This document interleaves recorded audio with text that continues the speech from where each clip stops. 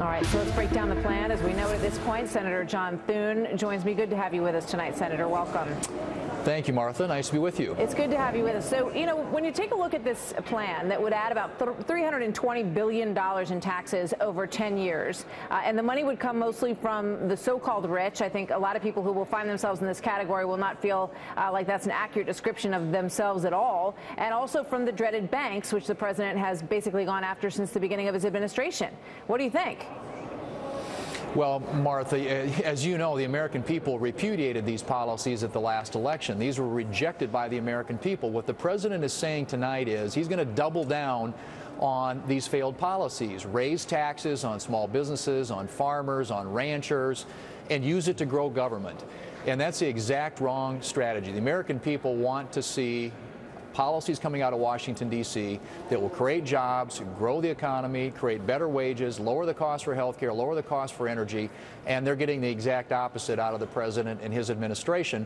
And it looks like tonight, if he follows through on what he said he's going to do, we're going to hear more of the same.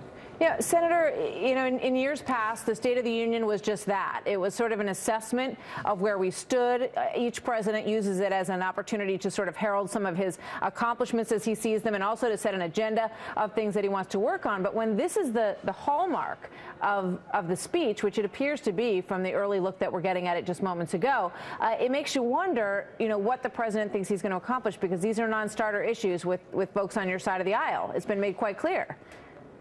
Right, it is, and the thing that's frustrating about it to most of us up here is there are a lot of Republicans who would like to work with the president in a constructive way on policies that would be good for economic growth, good for job creation.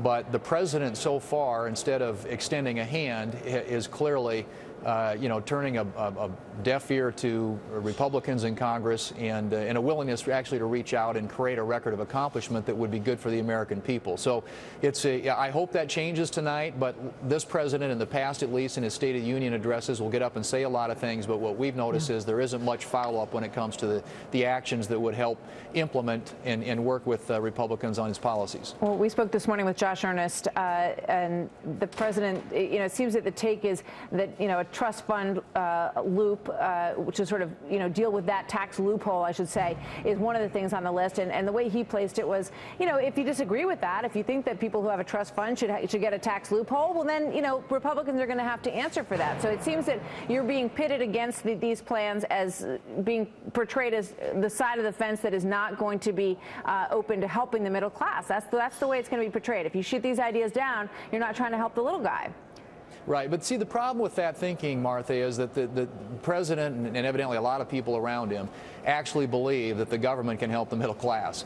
What we know is that a growing, vibrant economy that not redistributes the pie but makes the pie bigger for everybody is the best way that you grow the economy. And so Republicans want to work on policies that actually make the economy larger, that lift the middle class, that create better wages, better jobs for American people, for middle-class families in this country. And that's the president's message tonight, I think, is going to be exactly the opposite of that. And what you're hearing is, okay, let's raise the capital gains tax up to 28%. Right. Well, who does that hurt? Farmers, ranchers, small businesses, the people in this country that are creating the jobs.